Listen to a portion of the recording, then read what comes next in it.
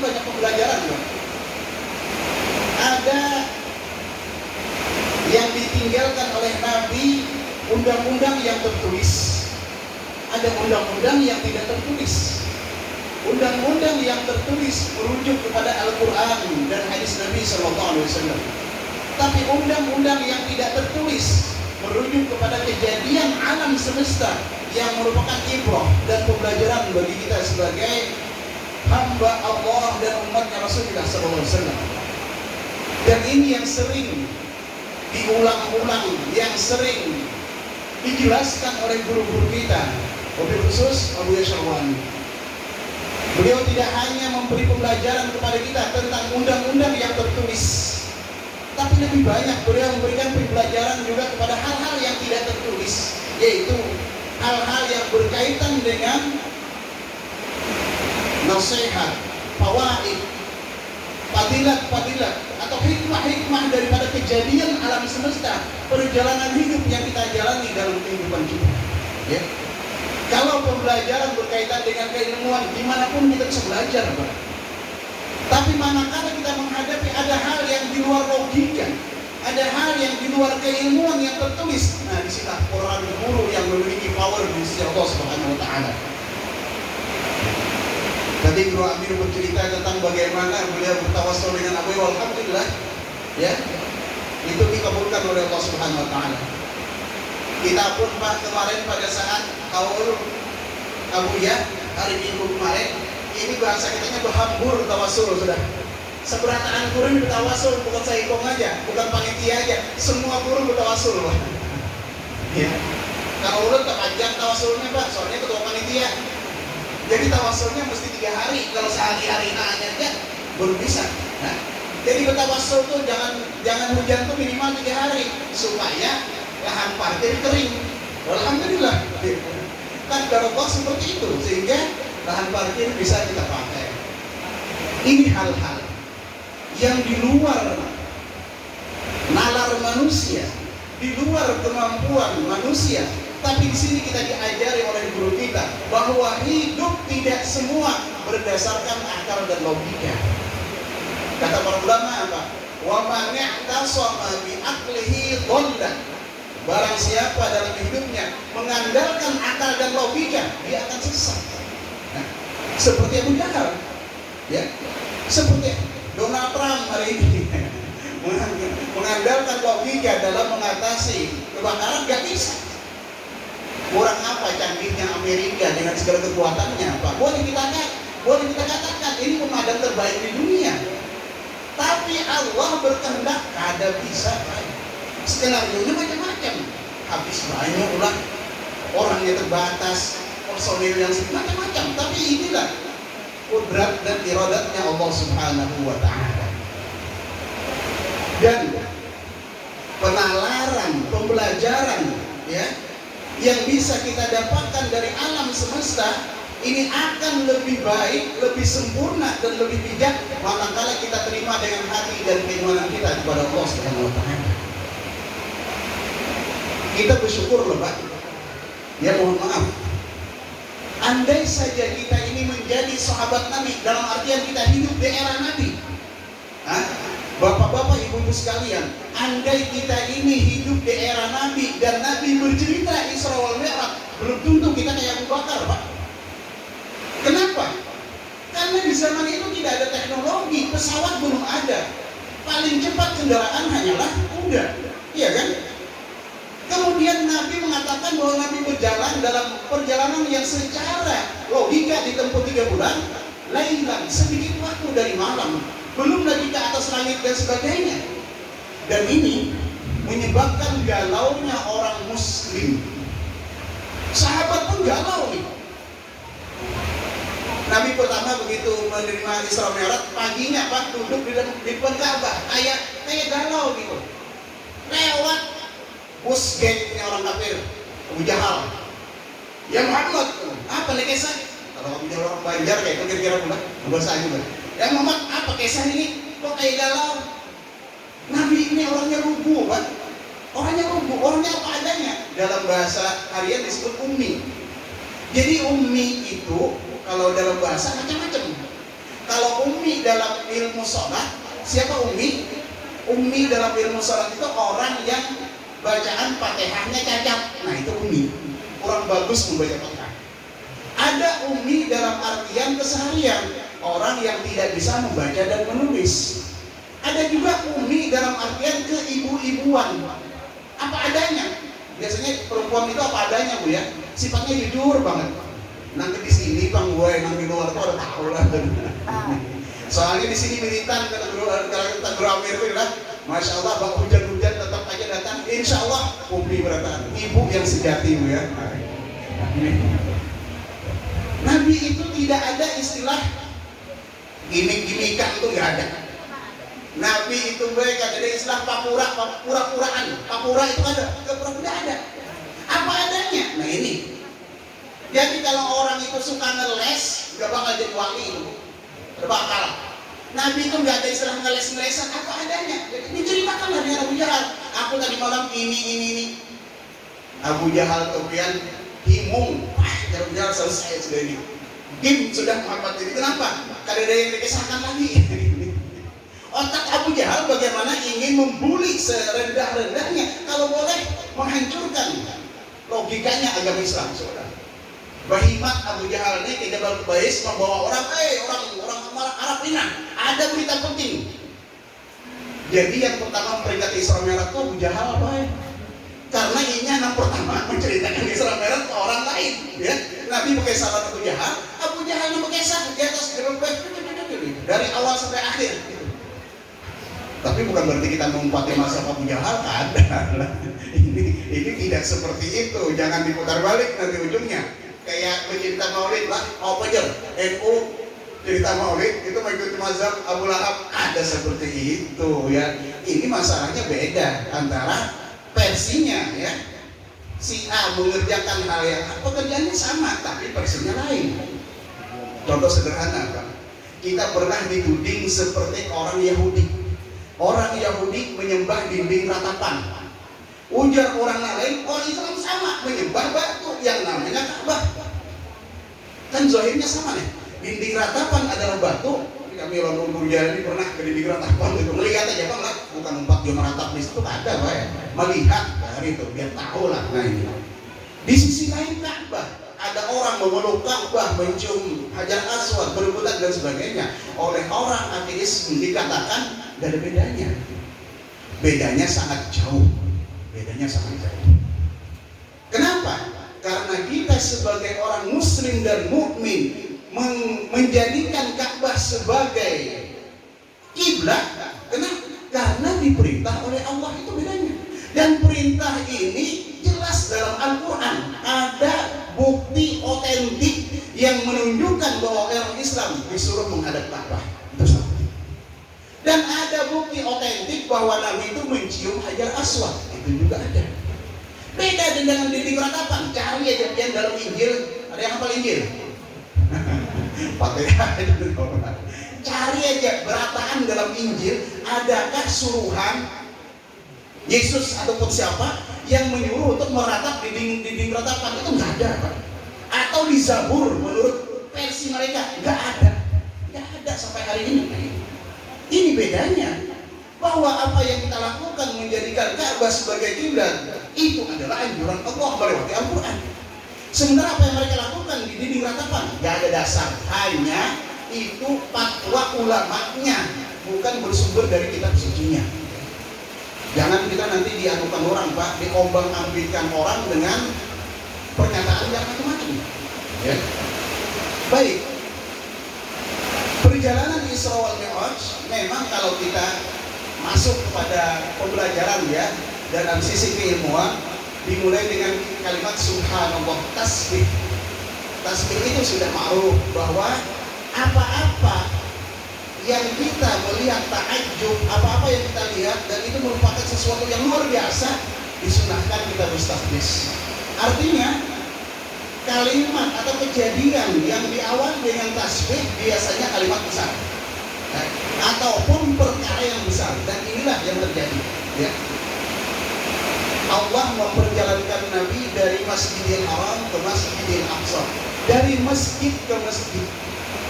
Orang yang mau usul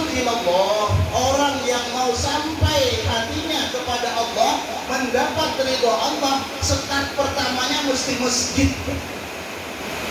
Masjid itu apa? Ai mahallus sujud, tempat orang sujud dengan Allah Subhanahu wa taala. Tidak bisa orang jadi wali kada sembahyang, itu kada mungkin. Tidak bisa orang jadi orang yang mulia tanpa ibadah kepada Allah, kada mungkin. Ya. Perjalanan Isra saja, Isra dan Mi'raj sebelum menghadap Allah dimulai dari masjid, Pak. Kenapa bukan dari rumah Nabi? Kan bisa nih. Langsung Jibril datang ke rumah Nabi, bawa ke langit, bisa. Nah, hidup bertahap. Hidup setapak demi setapak. Begitu juga orang yang masih ilallah, orang yang berjalan menuju ridhonya Allah. Itu yang pertama. Yang kedua, dalam perjalanan Nabi ditemani, kan? Ada teman, iya kan? Malaikat Jibril, malaikat Mikail, dan beberapa orang lagi asisten. Kemudian menemui orang-orang yang saleh. Ini gambaran kepada kita. Kalau pian mau beribadah, bapak-bapak sekalian, kalau sampian pengen mendapat ridha Allah, mesti berguru, mesti ada pendamping. Jangan berguru lawan YouTube, boy. Ini yang jadi masalah sekarang, Pak. Orang lebih percaya selebriti, orang lebih percaya siapa? YouTube ketimbang kitab. Nah ini, ya. Kita bahu YouTube, kitabnya lah YouTube-nya. Siapa yang mendampingi Nabi? Orang pilihan, Bu. Siapa? Orang yang paling baik, orang yang paling derajatnya paling tinggi di sisi malaikat, Sayyidina Jibril alaihissalatu wassalam. Ini yang mendampingi. Guru Zaini tidak akan menjadi aulia sebegitu besar tanpa adanya mursyid, tanpa adanya guru, tanpa adanya pembimbing. Abu Yasyarwani tidak mungkin menggapai makam yang luar biasa tanpa adanya guru. Tadi banyak guru sini, Mbak. Dari TK, dari SD, SMP atau seterata ya sederajatnya, sampai kepada takhasus dalam bimbingan, dalam riayah oleh orang-orang besar, orang-orang yang saleh. Ya. Isra wal Mi'raj, seandainya Allah mengundang Nabi langsung datang burak dibawa ke atas, bisa, dan itu tidak mustahil. Tapi tidak, Nabi tetap didampingi.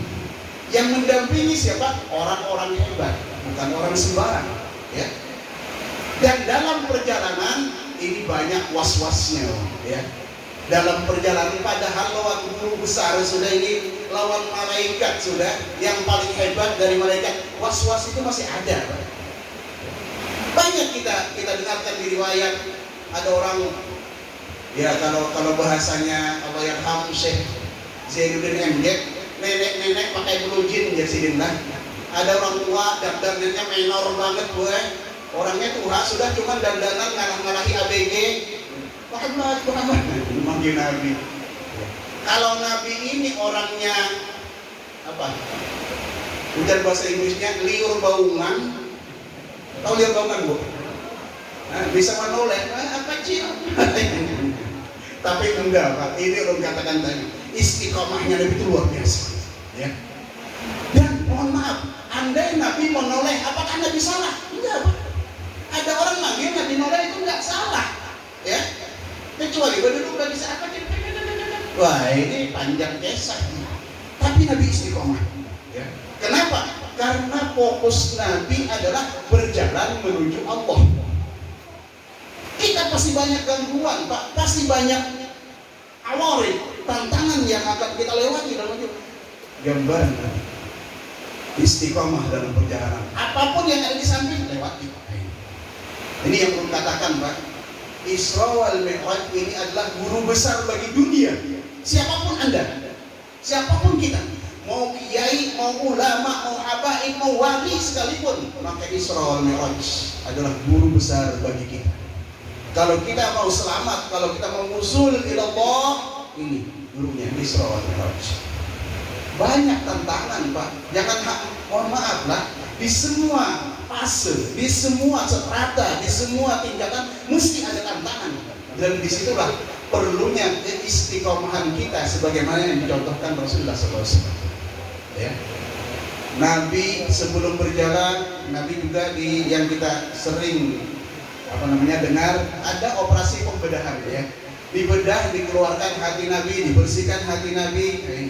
Bukan berarti Nabi itu hatinya kotor, bukan Pak. Nabi itu sudah bersih tapi ditambah kebersihannya.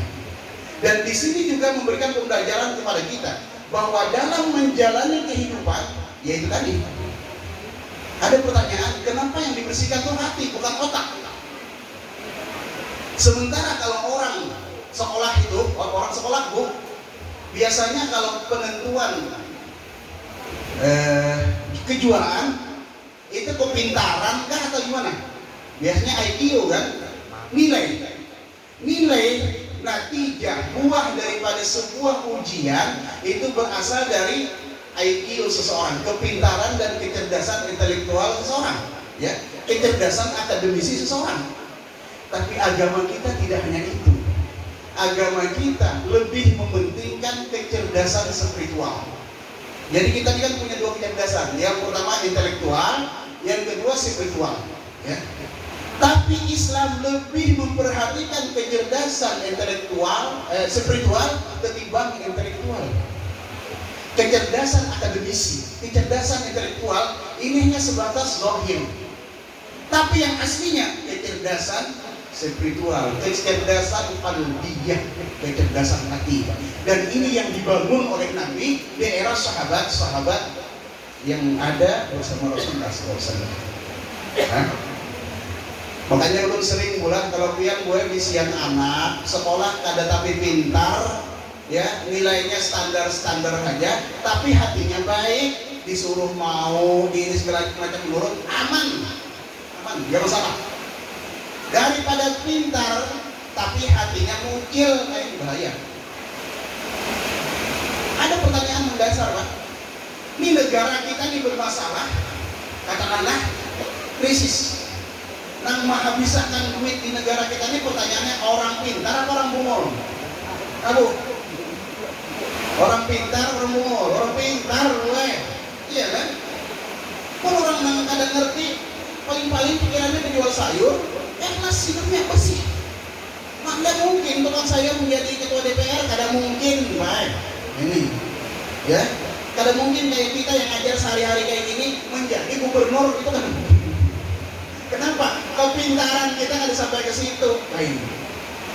Tapi pada saat mereka berada pada posisinya, karena yang pintar cuma logikanya, ya, intelektualnya pintar, ya, hatinya kurang pintar, selesai. Yang ada memintari orang gue,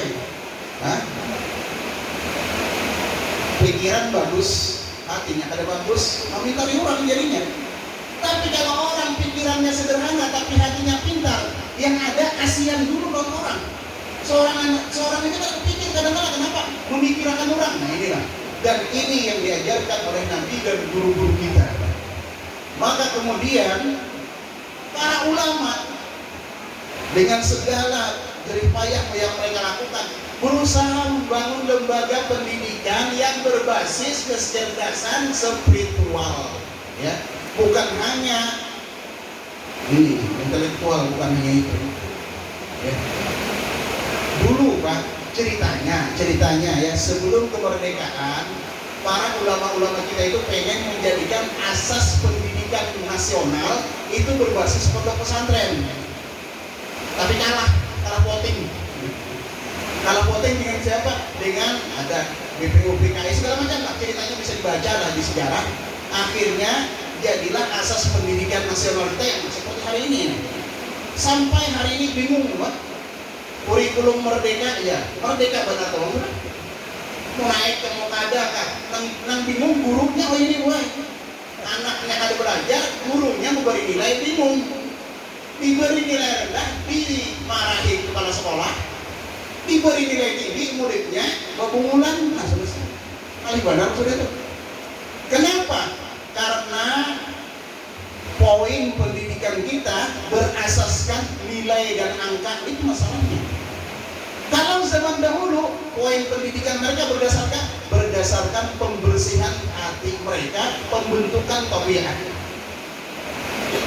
Allah yarham Al-Muhaddisul Haramain Syekh Muhammad bin Ali Al-Maliki, guru Jailani. Syekh Muhammad itu apa kata beliau? Aku akan mendidik santriku. Yang pertama adalah mendidik akhlaknya, baru memasukkan ilmu pada mereka, kata beliau. Karena orang kalau sudah berakhlak aman, Pak. Tapi kalau orang ada berakhlak, berat mendidiknya. Nah ini. Dan inilah yang menjadi tantangan pendidikan dalam kehidupan kita, ya. Jadi kenapa gambaran Isra wal Mi'raj itu hati yang dibersihkan, bukan otak? Karena hati adalah general manager dalam tubuh manusia. Apabila hati baik, seberataan baik. Namun hatinya ada baik, seberataan ada baik. Nah itu sudah. Umpamanya habis mulikan bulan, tidak usah teman. Begitu keluar dari gedung ini, harinya hujan, hati kita ngomong, wah ini nyamannya nih supaya jangan kena banyu, itu. Hati kita ngomong nih, nyamannya supaya jangan kena hujan. Maka otak kita kemudian berpikir, ya kan? Otak ini cuma hanya sekedar istilah orang tuh apa ya? Manajer operasional yang dia bekerja melaksanakan tuntutan hati. Maka otak berpikir mencari kardus kah, mencari payung kah, mencari apakah, yang penting bisa jangan hujan. Sampai ke rumah kelaparan pulang gue, karena makan nasi sebungkus saja pulang. Nah ini, insya Allah nanti banyak pun nasi bungkus, jangan khawatir lah, ada habis sekarang. Lapar lagi sampai ke rumah, hati ini pengen lagi. Kalau sore-sore ini nyamannya apa? Mie goreng, wah mie goreng. Hati pengennya mie goreng, maka otak mikir lagi nih, mie goreng nyaman di kilo 38 umpama. Ujar otak lain seberang lain, yang paling nyaman mie goreng itu yang gratis. Maka memikirkan cari mie goreng gratis. Ini apa? Karena hati yang berhandap, Pak. Jadi otak ini hanya sekedar ngikut saja, berpikir untuk merumuskan apa yang diperintah oleh hati seseorang. Maka ini sebuah gambaran pendidikan hati ini ternyata ini yang paling baik dan paling utama. Dan hati tidak bisa diukur, Pak. Kalau kecerdasan IQ itu bisa diukur kan? Siapa orang paling pintar di dunia? Mungkin Einstein dan sebagainya, kita udah tahu lah. Pak Habibie itu untuk ukuran orang Indonesia IQ tertinggi itu masih Pak Habibie lah. Ini. Tapi Habibie itu kalah juga, Pak.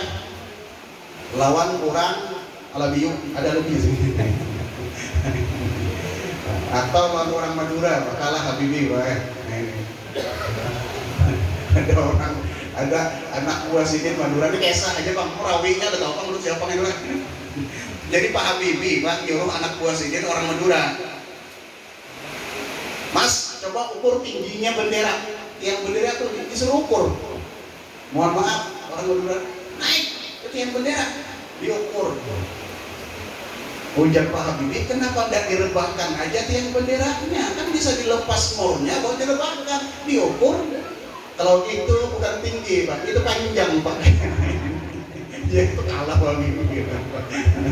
Jadi kalah Pak Habibie orang Madura. Ini intermezzo saja, biar ada ngantuk. Berjalanlah Nabi dari Masjidil Haram ila Masjidil Aqsa dengan bermacam-macam. Ya. Ulun tertarik salah satunya pernah menukil kisah Jailani. Pada saat Nabi disuguhkan minuman, ya, Nabi itu minum apa? Minum susu lah. Kan ada susu, air putih dan khamar. Kenapa jar Nabi disuguhi khamar? Karena khamar pada saat itu belum haram. Khamar itu diharamkan pada tahun ketiga Hijriah. Sementara Isra wal Mi'raj ini Nabi masih di Mekah, belum hijrah. Jadi status khamar itu masih halal, disuguhkan ke Nabi. Itulah belum katakan istiqomahnya Nabi dalam menjalani jalan tauhid, menjalani tauhid kelompok. Andai Nabi itu minum khamar, gak apa-apa, gak dosa.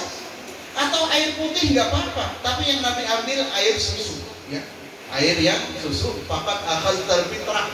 Nabi minum karena haus, Pak, karena haus, maka banyak sedikit minum. Nah ini hebatnya Nabi, kayak kita, kadang kayak kita, Pak, kita kan banyak pakuranya itu. Ada yang sedikit menghirup, padahal tuh jangan di rumah habis 2 gelas habis. Kebanyakan jaim-jaimnya. Nah ini, Nabi itu enggak. Orang katakan tadi polos, beliau apa adanya Bismillah. Karena ada sisa-sisanya di bawah ini. Nah, kalau teh itu ada sisa-sisanya. Apa caranya, Bu? Garadak, ampas yang di bawah. Kan nggak mungkin diminum semuanya. Kata Jibril, ya Rasulullah, itu misal umat sampian, nang sampian minum itu misal umat pian nang masuk surga, sementara ampas-ampasnya ini adalah misal umat pian nang kada masuk surga. Oh, kalau begitu habisnya, kata Nabi. Kada bisa lagi, kata Jibril. Jafal kalam, memang ketentuan seperti itu sudah. Kalau Nabi itu pakai gaya kita yang jaim-jaiman, ya, jadi 2-3 hirup aja baju ini disisakan Nabi lebih banyak yang akak berataan gitu daripada wassalam, surga ada harapan gitu ini coba. Nah, ini, ya. Dalam hal yang sangat sederhana istiqomahnya Nabi luar biasa. Jadi disinilah istiqomah dianjurkan kepada kita dalam segala hal.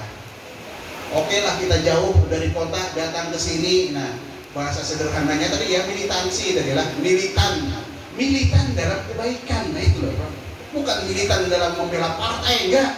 Partai terserah aja biar kayak apa. Militan itu perlu militan dalam kebaikan. Ya, apapun yang kita bisa, kita harus lakukan. Kalau itu memang ada hal yang merupakan positif. Ya. Dan yang tidak kalah menarik, ini waktu 5 menit juga. Nabi berjalan mencium bau wangi, mencium bau harum, Pak. Ini cerita ini sudah sering kita dengar, ya. Mencium bau wangi, kemudian Nabi nanya, ya Jibril, bau apa ini? Kata Jibril, ini bau kuburnya Masyitah. Tahu Masyitah, Bu? Nah, Masyitah pula lain, Acil Masyitah lain, gue. Ini Masyitahnya tukang sisir keluarga Fir'aun, kalau bahasa kita baby sister lah ya, baby sister. Ringkasnya si Masyitah ini kan dia beriman dengan Nabi Musa, tidak mengakui Fir'aun sebagai Tuhan. Ini Fir'aunnya aneh-aneh juga, Pak. Nah, dalam riwayat itu 40 hari sekali beol. Ini kan kita kan tiap hari, apalagi kita tangkap dari paut.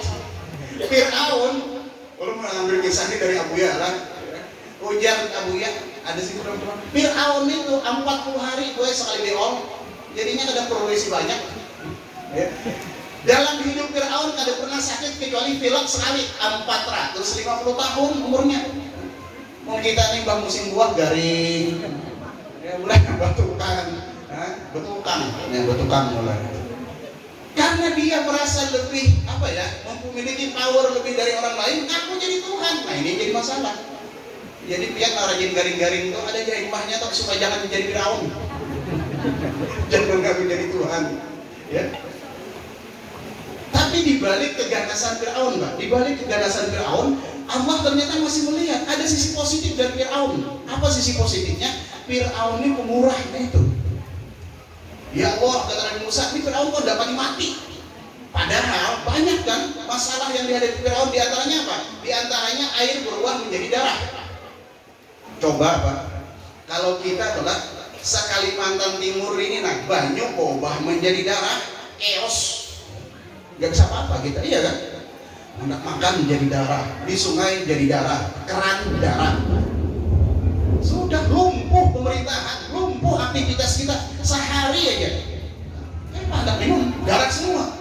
Tapi ini Fir'aun bisa bangkit, Pak, dari keterpurukan. Datang lagi Jarot itu apa? Belalang, nah belalang. Belalangnya ini bukan hanya makan tumbuhan, gorden-gorden Fir'aun dimakannya, Pak. Sudah. Artinya apa? Pasti gagal panen, pasti. Tapi habis itu bisa bangkit lagi Fir'aun. Ternyata dia punya satu sifatnya murah, Pak. Jadi Fir'aun itu kalau orang minta dibaliknya, tapi kalau dia muyak dibunuhnya, Pak.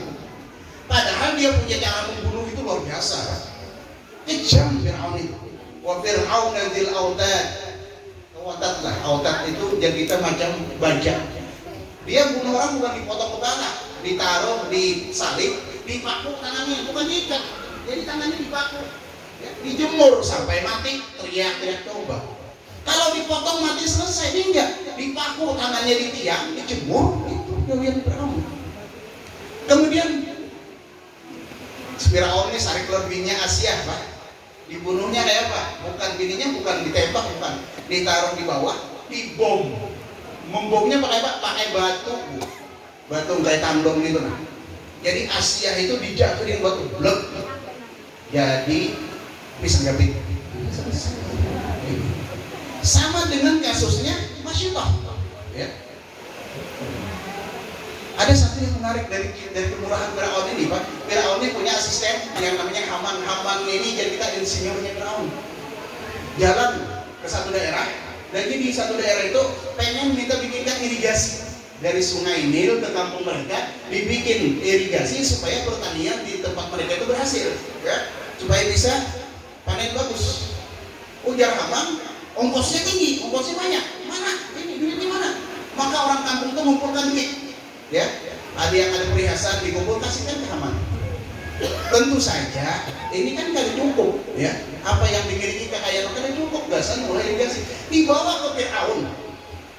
Bos, udah Haman, ini ada orang kampung sana nah. Kilo 38, ini 3 kilo berapa nih? 26, kelebihan. ada orang kilo 26 minta bikinkan irigasi. Ini nah, duitnya sumbangannya. Biar kita swadayanya katakanlah 500 juta, sementara perlunya 2 miliar. Apa jadi Firaun? Kalau bahasa kita apa? Ikan ini terlalu Haman, mapalar duit orang kampung, dimarahi itu Haman, Pak.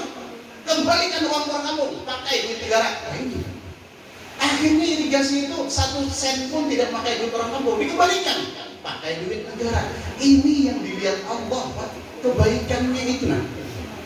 Matinya Firaun kapan? Karena dia mau membunuh Nabi Musa. Ini kartu merah sudah. Kenapa? Karena ini hendak membunuh Nabi Musa. Tidak mungkin kan?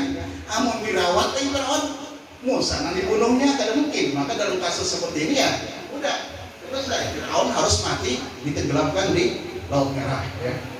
Baik, kita kembali ke cerita tadi lah si siapa? Masyitah tadi. Ringkasnya sampai pada titik terakhir dengan 2 penawaran. Ujar Firaun, ya Masyitah, kamu adalah pembantu saya. Kalau kamu mau ukur dengan Musa, kembali kepada saya dengan menganggap saya sebagai Tuhan, Anda akan saya jadikan keluarga kerajaan. Tentunya fasilitas luar biasa, Pak, ya. Tapi kalau kamu tetap tidak mengakui saya sebagai Tuhan, saya akan bunuh kamu. Masyitah tetap pada keimanannya.